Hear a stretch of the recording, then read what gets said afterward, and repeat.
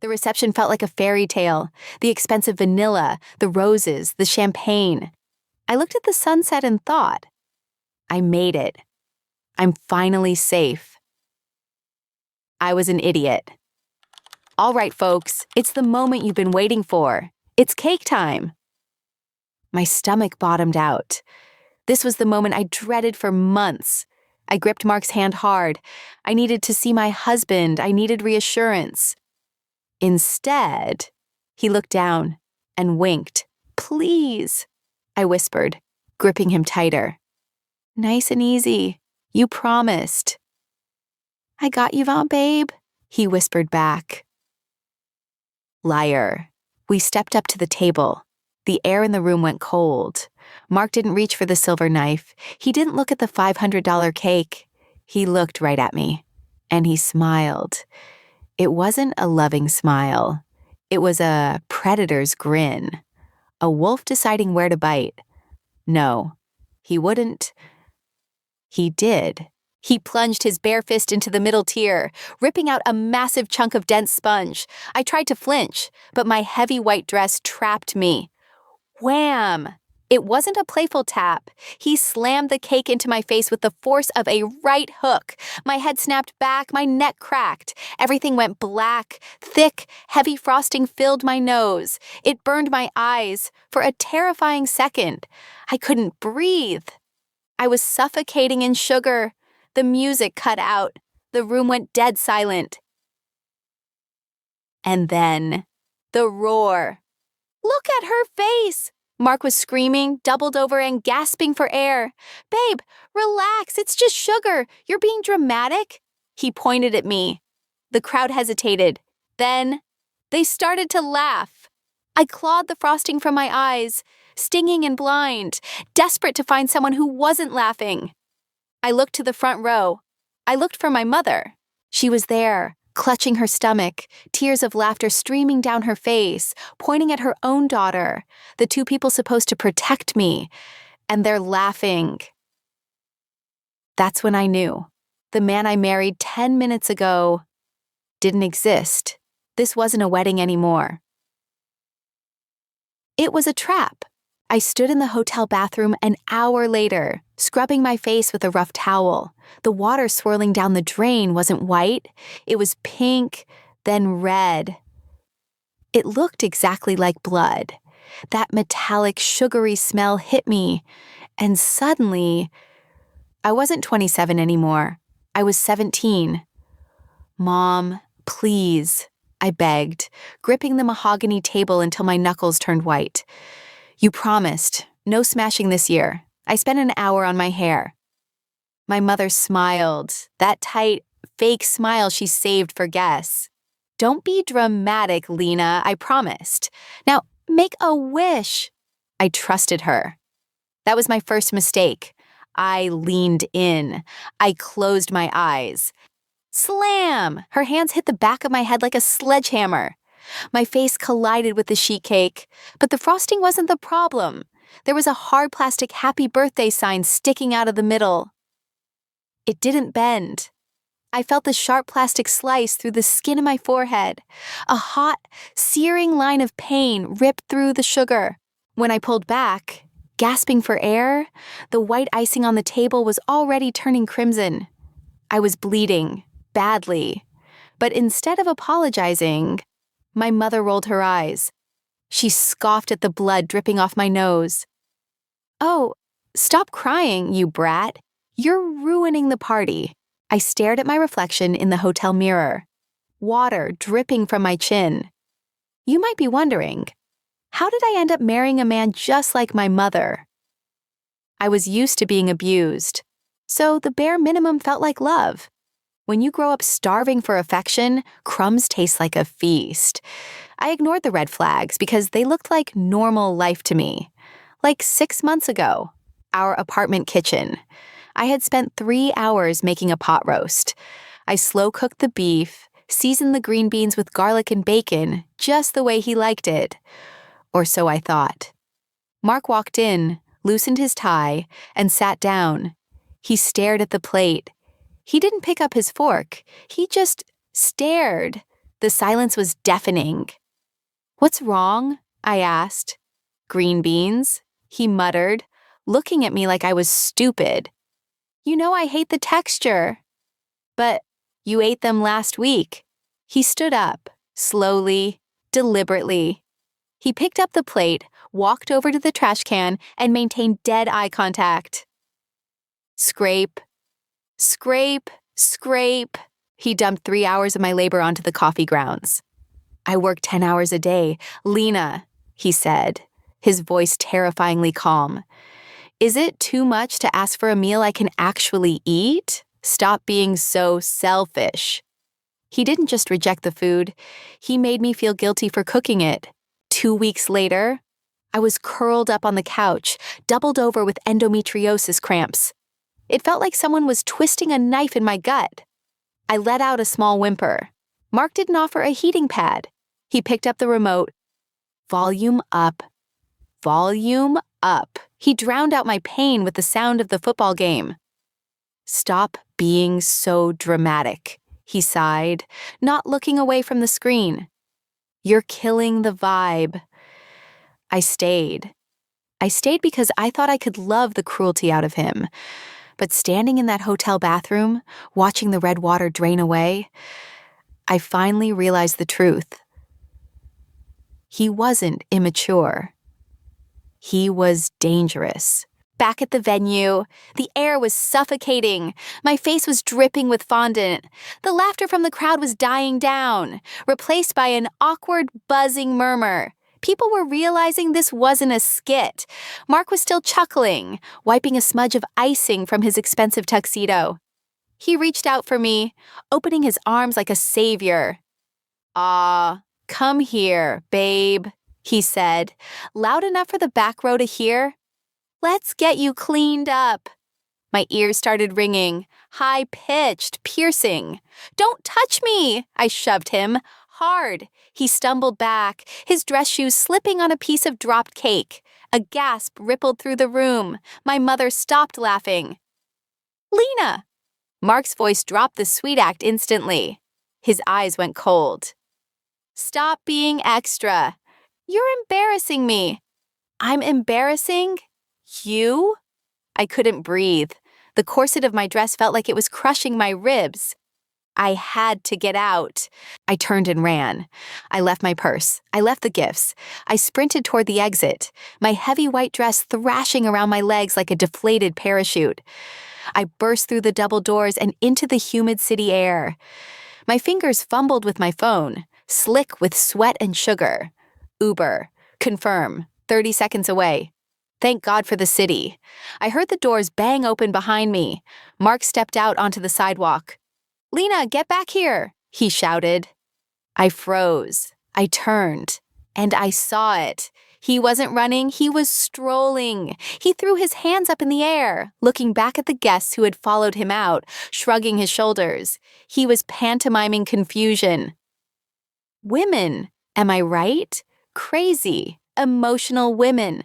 The black sedan pulled up to the curb. I didn't wait for it to stop completely. I wrenched the door open and threw myself into the back seat. "Drive!" I choked out. "Just drive!"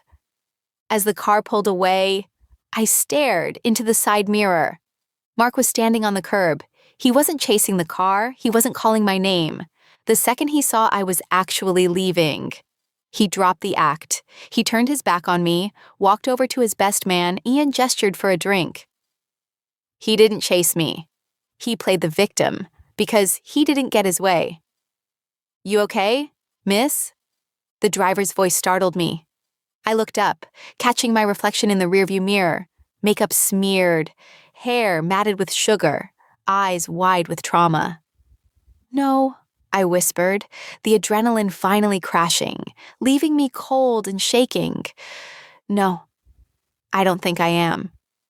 The wedding was over, but as my phone started blowing up with text messages, I realized the war had just begun. Hold up. If your blood is boiling just like mine right now, hit that subscribe button. You are not going to believe the audacity of the text messages Lena is about to receive, or who shows up at her door next. Let's get back to the nightmare. Sarah's apartment was pitch black, lit only by the strobe light flashing of our screens. The phone vibrated violently on the floor. I sat with my back against the couch, knees pulled to my chest, still wearing the sticky, sugar-crusted wreckage of my wedding dress. I watched the notifications stack up. Husband, 14 missed calls. Pick up. I'm worried about your mental state. Husband, everyone is asking if you're off your meds. Husband, stop making this about you. Mom, pick up, you ungrateful brat. Mother-in-law, we need to talk about the venue deposit. He's right, I whispered, my voice trembling. The conditioning was kicking in. The gaslighting was warping my reality in real time. Maybe I am being sensitive. It was just a joke. Sarah, I ruined the day. I should go back. Sarah snatched the phone from my hand. She didn't look scared. She looked furious. Lena, stop, she snapped. Look at this text. Really? Look at it. She shoved the screen in my face. Mark had written, "My family loves me. Why can't you just get on board for once?" He isn't apologizing. He's rewriting history. Sarah grabbed my shoulders, forcing me to look at her. Think about it, she said, her voice cutting through the fog. He knows your family abused you. He knows you're the black sheep. He didn't smash that cake for a laugh. He did it to score points with them. The words hit me like a slap. He saw a choice, Sarah continued, relentless. Protect his wife or bond with her abusers? He chose the bullies, Lena. The air left my lungs. He chose them. It wasn't a prank. It was a public execution of my dignity. The impact shook the framed photos on the wall. It wasn't a knock. It was a raid. I flinched, curling into a ball. Don't open it, I whimpered. Please. I'm handling this. Sarah marched to the door and ripped it open, leaving the chain lock engaged. Through the crack, I saw her, my mother-in-law. She wasn't crying. She was purple with rage. Open this door, she shrieked. Her voice echoed in the hallway. Do you have any idea what you've done? The Johnsons are asking questions. You are ruining our family image. Your son assaulted his wife, Sarah shot back, ice cold. Go away. Assault. It was a tradition. The woman tried to shove her manicured hand through the gap. Where is she? Is she crying? Good. Tell her to give me the envelope box. She doesn't deserve those cash gifts if she's going to run away like a thief. That was it. Not, is she okay? Not, I'm sorry. Give me the money. Get off my property, Sarah snarled, or I'm calling the cops and showing them the bruises on Lena's neck. The woman hesitated. The threat of police works wonders on narcissists obsessed with their reputation. She stepped back, but she leaned in for one final venomous strike. He was right about you, she screamed through the wood. He should have dumped you 2 years ago. You're a waste of time. I was trembling so hard my teeth chattered. 2 years ago? I whispered. What did she mean? She's lying. She's trying to hurt you, Sarah said quickly. But maybe I should just go back, I stammered. My brain was frantically trying to find the fawn button. If I just apologize, if I say I was hormonal? Sarah grabbed my face. Her grip was tight, grounding. No, she took a breath, delivering the words that finally shattered the glass. Lena, listen to me. A husband who teams up with your abusers isn't a partner. This isn't love. This is a hostage negotiation, and we are not paying the ransom. I looked at the phone on the floor. Bzzzt. Another text from Mark. I love you, baby. Just come home. I forgive you. I stared at the words. I forgive you. For the first time, the text didn't look like love. It looked like bait. I stopped shaking. I wiped the frosting from my cheek. I stood up. I'm not going back, I said. My voice didn't tremble. Block him. The next morning, the sun hit my face like an insult. The world was bright, chirping, and normal.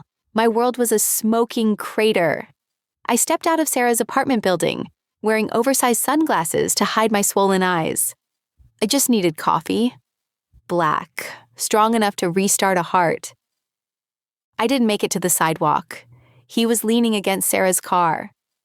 Mark, he looked sickeningly perfect. Freshly showered, crisp blue polo, holding a bouquet of supermarket roses wrapped in cheap crinkly plastic. He looked like the lead in a rom-com, waiting to apologize for a silly misunderstanding. It made bile rise in my throat. "Morning on Sleepyhead," he said, pushing off the car. He flashed the smile, the nice guy smile. "I brought you these peace offering." I stopped dead. My hands clenched into fists. Ice. I had to be absolute ice. "Move, Mark." He stepped closer, invading my personal space.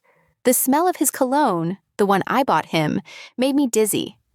"Babe, come on. Stop the drama. Mom is crying. You're making a scene over nothing." He reached out to touch my arm, to guide me to his car like a wayward child. "Don't." I slapped his hand away. The sound echoed off the brick wall. "You assaulted me." "Mark, you humiliated me in front of everyone I know, and you're standing here with $10 roses acting like it's a Tuesday?" His face changed. The sweet husband mask didn't just crack, it shattered. His eyes went dead flat. His jaw pulsed. Here was the fire. "God, you are exhausting," he screamed, spiking the flowers onto the dirty pavement, petals scattered like blood. "I am trying to be the bigger person here. I am trying to save us." "Save us?" I laughed. It was a cold, dead sound. "You destroyed us, and you haven't apologized once." He threw his hands up, his face turning a blotchy, ugly purple. Spittle flew from his mouth. "Why should I have to apologize because you can't take a joke?" The sentence hung in the air. The smoking gun. Something inside me unclenched. The confusion? Gone. The guilt? Vaporized. "Are you serious?" I asked. My voice was terrifyingly calm. "If I hurt you, if I made you bleed, I would be on my knees begging for forgiveness.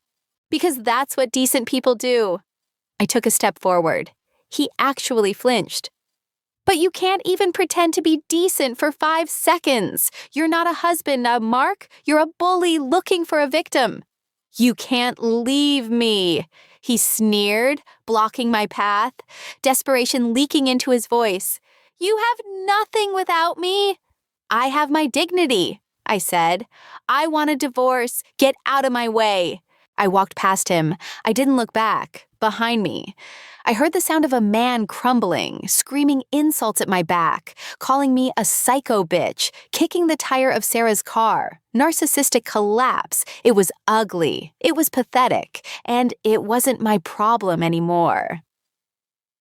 20 minutes later, I was back in the apartment, shaking from the adrenaline dump. My phone screamed, "Caller ID Jessica." Sister-in-law, I stared at it.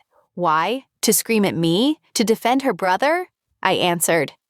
"What do you want, Aunt Jessica?" I expected yelling. Instead, I heard laughter, a high, scratchy, cruel cackle.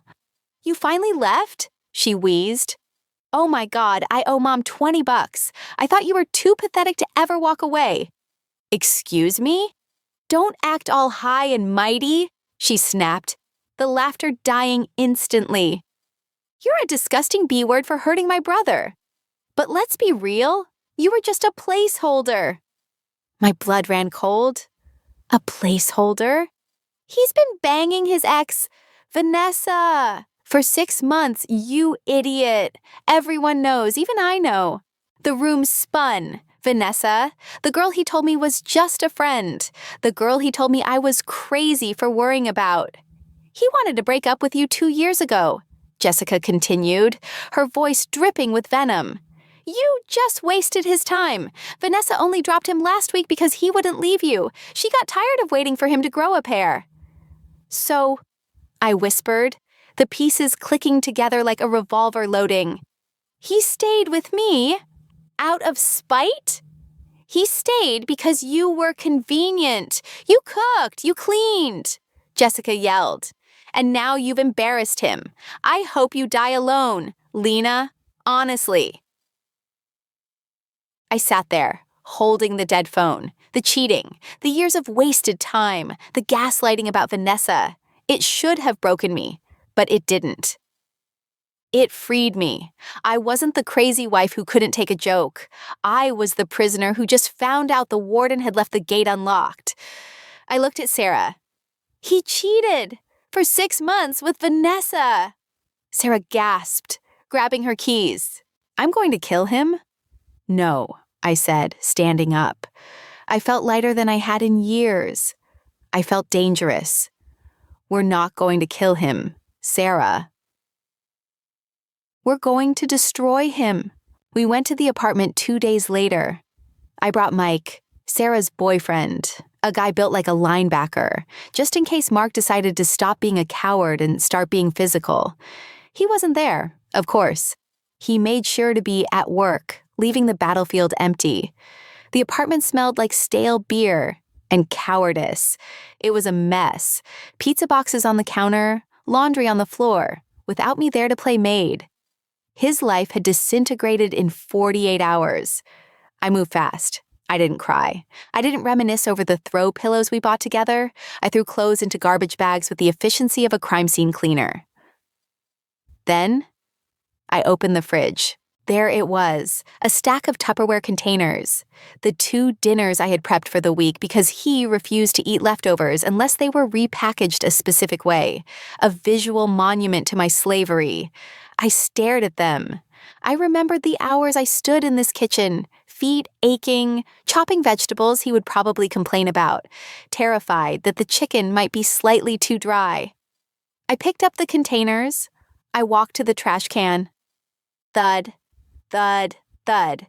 I dumped them, plastic and all. The sound of them hitting the bottom of the bin was the most satisfying sound I'd ever heard.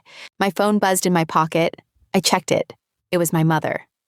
Mom, you are making a huge mistake. Your clock is running out. Lena, you're almost 30. No one is going to want a divorced woman with your attitude. You'll die alone. I looked at the words. A week ago, they would have crushed me. Today, they just looked like desperation. I didn't reply. I grabbed my keys, the ones with the cute little house keychain, and dropped them on the counter. Next to them, I placed a note. I wrote it in Sharpie, big, bold letters. I spoke to the landlord. I'm off the lease as of today, and since we're annulled, I'm canceling the spousal health insurance tomorrow morning. Good luck with your therapy bills. Don't contact me, or we go to court. In the U.S., taking away a man's health insurance is a bigger blow than keying his car. It was cold. It was calculated. It was perfect. I walked out the door. Mike was waiting by the car, holding my last box. You good? He asked, looking at me with concern. I pulled out my phone. I opened my contacts. Mark, block. Mom, block. Jessica, block. The silence that followed wasn't lonely. It was heavy, sure, but it was the heaviness of a shield, not a burden. Yeah, Mike, I said, breathing in the city air. It tasted like gasoline and freedom. I'm free. The air in the park was crisp, smelling of dried leaves and rain. I sat on a bench, wrapping my coat tighter around me. It was quiet, no shouting, no walking on eggshells. Just the wind. The annulment was moving through the courts. It was messy, but my lawyer, a shark Sarah found for me, was handling it. My phone pinged. It was Sarah. She sent a link with a caption, Karma. I clicked it. Someone, one of the guests, maybe a cousin, had uploaded the video of the cake smash to TikTok. It had 2.2 million views. The caption read, Groom assaults bride and laughs. She left him immediately. I scrolled through the comments. Thousands of strangers were dragging him. Look at his face. He's enjoying her pain. Psycho. If my man did that, he'd be wearing the cake. I found his LinkedIn. Doesn't he work for company name? Not a good look. Sarah told me Mark had been trying to call her, begging her to get me to take the video down. He was terrified of losing his job. He was being doxxed. He was crying about how unfair the internet was. He wanted an audience for my humiliation. Well, he got one. I put the phone away.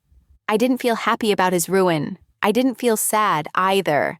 I just felt nothing. He was a stranger to me now. I looked down at the small paper bag in my lap. I had stopped at a bakery on the way here.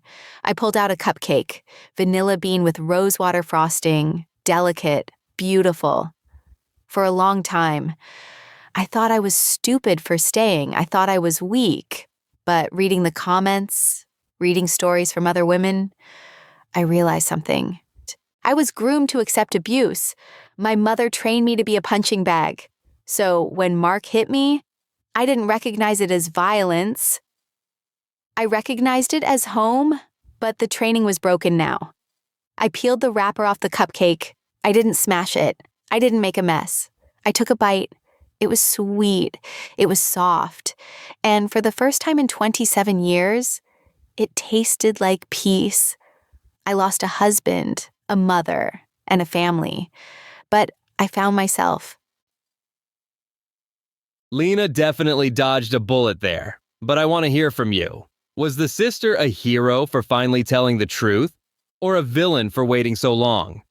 Drop your thoughts in the comments, and if you loved seeing Lena find her spine, smash that like button and subscribe for more stories of sweet, sweet justice. See you in the next one.